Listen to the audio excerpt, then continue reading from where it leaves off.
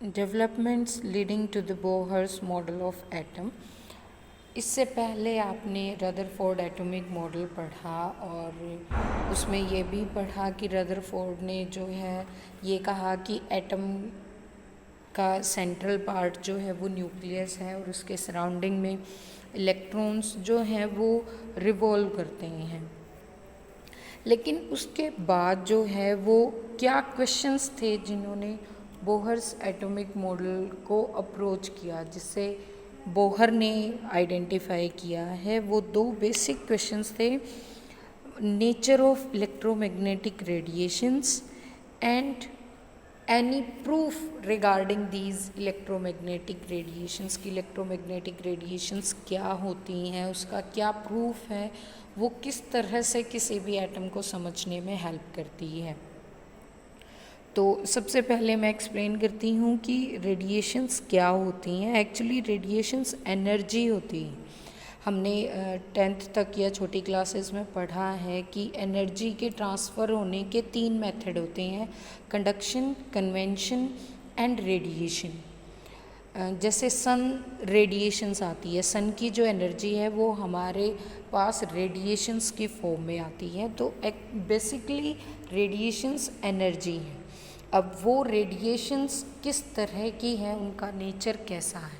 कोई भी बॉडी जब गर्म होती है, जिसके पास कुछ टेम्परेचर होता है, तो वो अपनी एनर्जी को हमेशा रिलीज़ करती है। ये नेचर का लॉ है कि एनर्जी हमेशा हायर टेम्परेचर से लोअर टेम्परेचर की तरफ मूव करती है।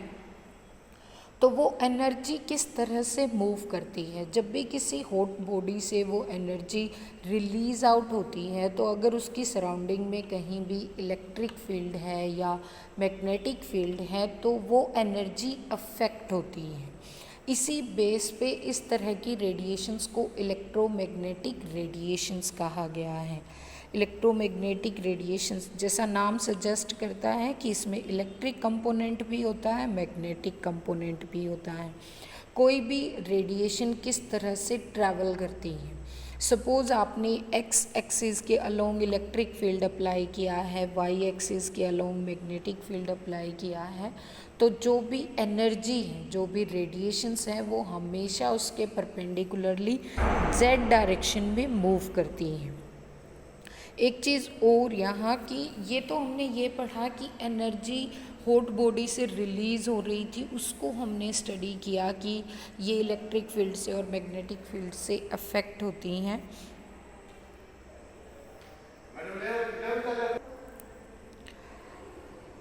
यहाँ फिगर 2.6 में हमें ये शो किया गया है कि इलेक्ट्रोमैग्नेटिक रेडिएशंस के 2 कंपोनेंट होते हैं। एक इलेक्ट्रिक फील्ड जो हमने रेड लाइन से शो किया है, और दूसरा है मैग्नेटिक फील्ड जो हमने ब्लू लाइन से शो किया है। तो जो जेड डायरेक्शन है हमारे पास, वो शो करती है कि रेडिएशंस हमेशा ऊपर की तरफ चलेंगी। हम इन इलेक्ट्रोमैग्नेटिक रेडिएशंस को बना भी सकते हैं। वो कैसे बनेंगी, हमारे पास कोई भी एक चार्ज पार्टिकल है, अगर हम उस चार्ज पार्टिकल को एक्सिलरेट करवाते हैं, तो वो एक्सिलरेटेड चार्ज पार्टिकल्स अपनी एनर्जी रिलीज़ करते हैं और उसे हम इलेक्ट्रोमैग्नेटिक रेडिएशंस बोलते हैं। हमने 10th में पढ़ा है कि अगर कोई चार्ज पार्टिकल रेस्ट पे हो तो वो फोर्स अप्लाई करता है, अगर चार्ज पार्टिकल मोशन में हो तो वो इलेक्ट्रिक करंट बनाता है। लेकिन अगर वही चार्ज पार्टिकल आपका एक्सिलरेट हो रहा है with the help of electric field and magnetic field, तो वो इलेक्ट्रोमैग्नेटिक रेडिएशंस बनाता है। ये इलेक्ट्रोमैग्नेटिक रेडिएशंस को अगर हमें नोटबुक पे रिप्रेजेंट करना हो तो इस तरह से करते हैं कि उसके 2 अलग अलग कंपोनेंट्स हैं। इन कंपोनेंट्स में हमारी वेरिएशन होती है इलेक्ट्रिक फील्ड की और मैग्नेटिक फील्ड की। इलेक्ट्रिक फील्ड और मैग्नेटिक फील्ड हमेशा म्यूचुअली परपेंडिकुलर होती हैं एक दूसरे के भी, और उस डायरेक्शन के भी जिस डायरेक्शन में वो एनर्जी जो है वो ट्रांसमिट करेगी। फिर हमने इन इलेक्ट्रोमैग्नेटिक वेव्स की कुछ प्रॉपर्टीज स्टडी की, जिनमें से सबसे पहली प्रॉपर्टी तो यही है कि इलेक्ट्रोमैग्नेटिक वेव्स इलेक्ट्रिक फील्ड और मैग्नेटिक फील्ड से मिलके बनाई जा सकती हैं। इलेक्ट्रोमैग्नेटिक वेव्स इलेक्ट्रिक फील्ड और मैग्नेटिक फील्ड से अफेक्ट भी होती हैं। इलेक्ट्रिक फील्ड और मैग्नेटिक फील्ड दोनों एक दूसरे के म्यूचुअली परपेंडिकुलर होते हैं। जैसे हमारी साउंड वेव्स होती हैं, साउंड वेव्स को चलने के लिए मीडियम की ज़रूरत होती है, लेकिन इलेक्ट्रोमैग्नेटिक वेव्स बिना मीडियम के भी ट्रैवल कर सकती हैं, वो वैक्यूम में भी चल सकती हैं।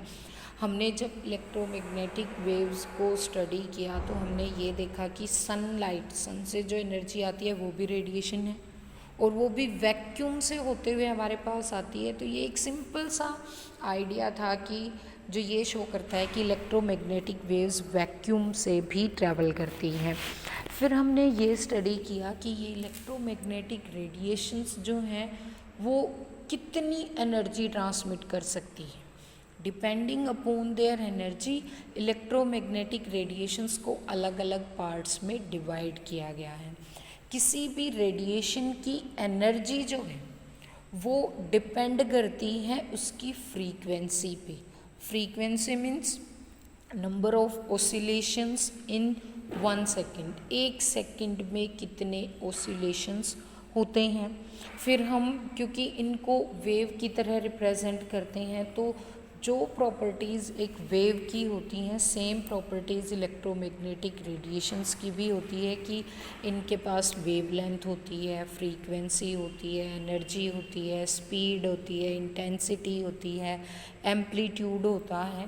ये सभी प्रॉपर्टीज़ इलेक्ट्रोमैग्नेटिक वेव्स की भी होती हैं और हमने on the basis of energy और you can say frequency electromagnetic waves को 7 कैटेगरी में डिवाइड किया है।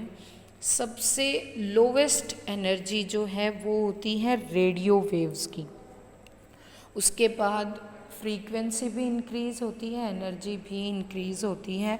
From radio waves these are microwaves, then infrared, then visible light, UV light, X rays and maximum energy की जो radiations हैं उन्हें हम गामा रेज बोलते हैं।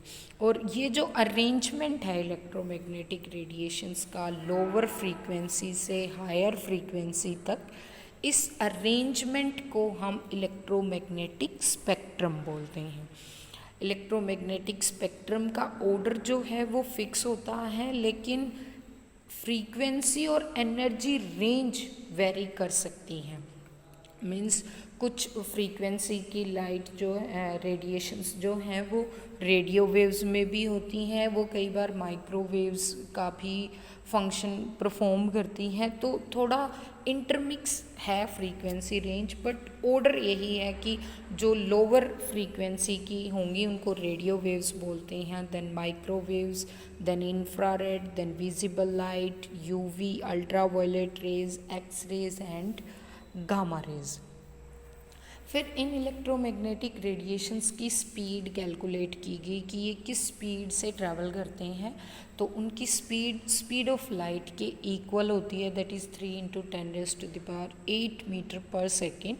तो हम कभी कभी इलेक्ट्रोमैग्नेटिक वेव्स को लाइट भी बोल देते हैं, बट ये कहना गलत है।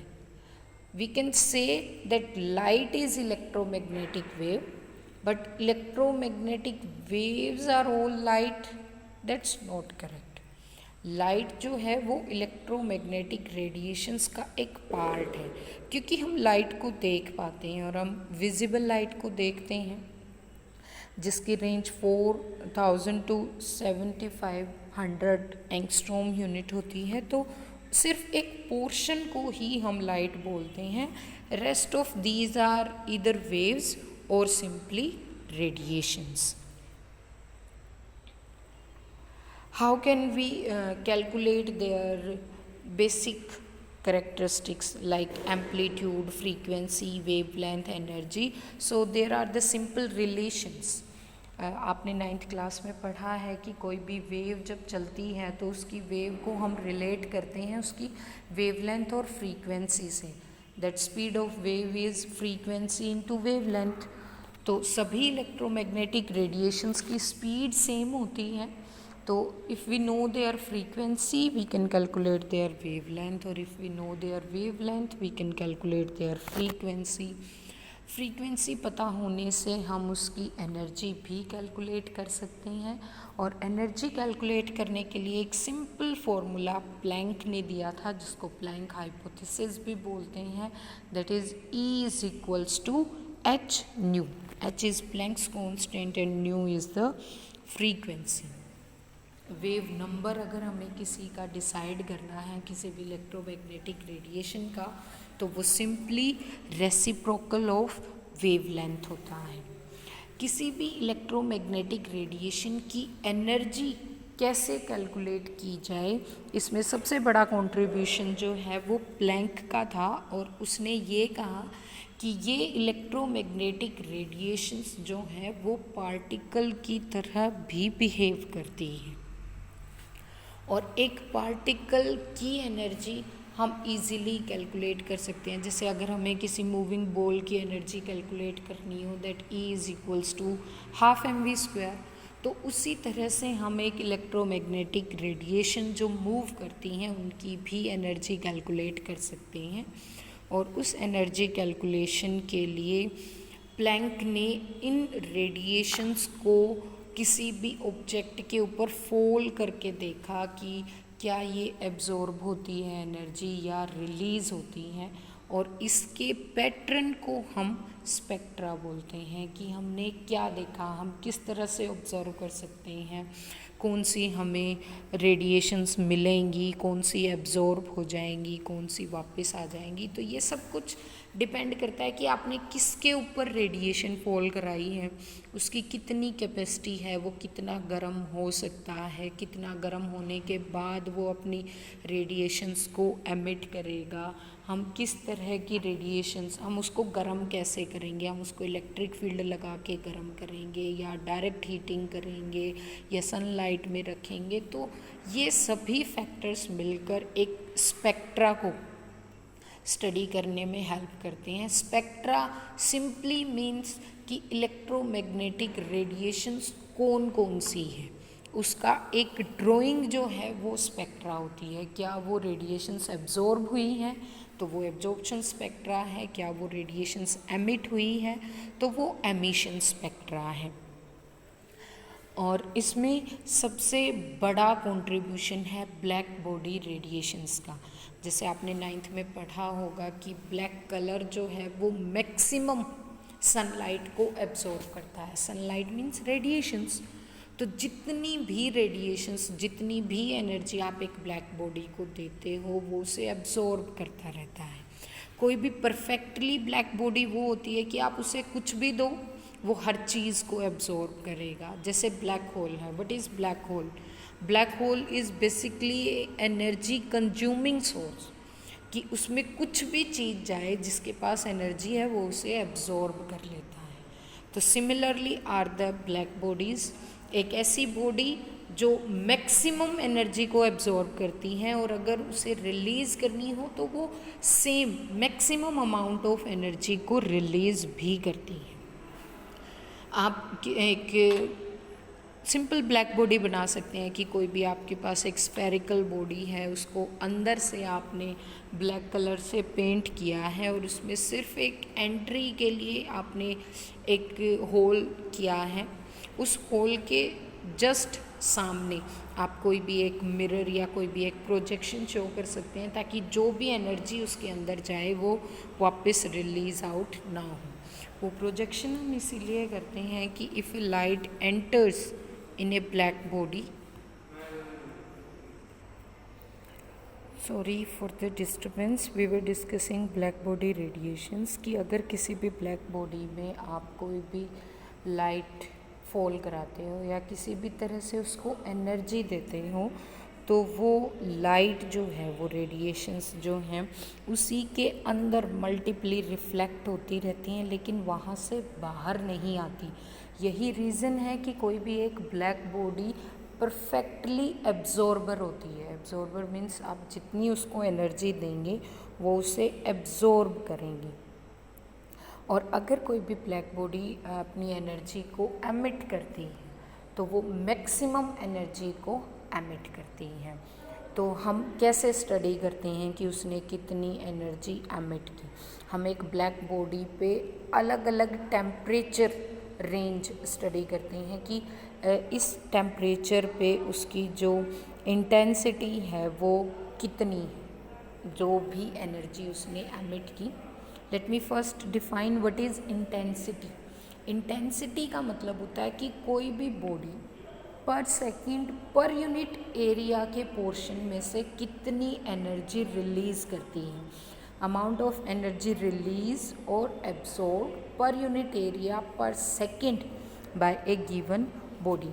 कि सपोज़ आपने एक छोटा सा होल बनाया तो उस पर्टिकुलर एरिया में से एक सेकंड में से कितनी एनर्जी एब्जॉर्ब होगी या रिलीज़ होगी, उसे इंटेंसिटी बोलते हैं। और हम किसी भी ब्लैक बॉडी रेडिएशन की इंटेंसिटी को स्टडी करते हैं with respect to temperature and wavelength. तो ये जो ग्राफ है हमारे पास फिगर 2.8, ये वेवलेंथ और इंटेंसिटी की रिलेशनशिप को बताता है। इस ग्राफ से हमने रिलेशन निकाला। Look at the graph carefully. There are two temperatures, T1 and T2, and along the x-axis it is wavelength, along the y-axis it is intensity. और ये ग्राफ हमें ये शो करता है कि अगर आपका टेम्परेचर ज़्यादा है तो इंटेंसिटी ज़्यादा है लेकिन वेवलेंथ कम है।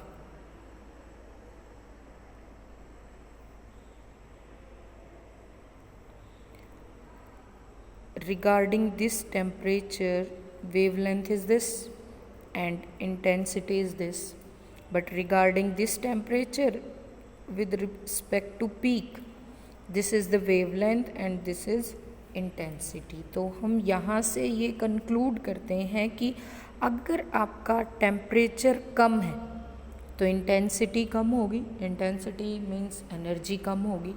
एनर्जी कम हुई तो फ्रीक्वेंसी भी कम होगी। और हमने पढ़ा है कि स्पीड कांस्टेंट है तो फ्रीक्वेंसी और वेवलेंथ रेसिप्रोकल होते हैं, एक दूसरे के इन्वर्स होते हैं। कि फ्रीक्वेंसी ज़्यादा होगी तो वेवलेंथ हमेशा कम मिलेगी। So this graph is basically derived from black body radiations, and this shows that higher is the temperature, higher is the frequency and lower is the wavelength. Means wavelength and temperature are inversely proportional to each other. और फिर further अलग अलग तरह से laws study किए गए, relations बनाई गई। तो कुछ ने लोअर वेवलेंथ के लिए देखा, कुछ ने हायर वेवलेंथ के लिए देखा। और बेसिकली ब्लैक बॉडी रेडिएशंस के लिए एक फॉर्मूला है that E energy is directly proportional to T raised to the power 4, that is Stephen's law. Here is Wayne's law also, that wavelength is inversely proportional to the T raised to the power 4. Wavelength temperature के inversely proportional होती है। तो ये बहुत सारे कुछ concept थे जो सभी मिलके एक इलेक्ट्रोमैग्नेटिक रेडिएशंस को एक्सप्लेन करते हैं।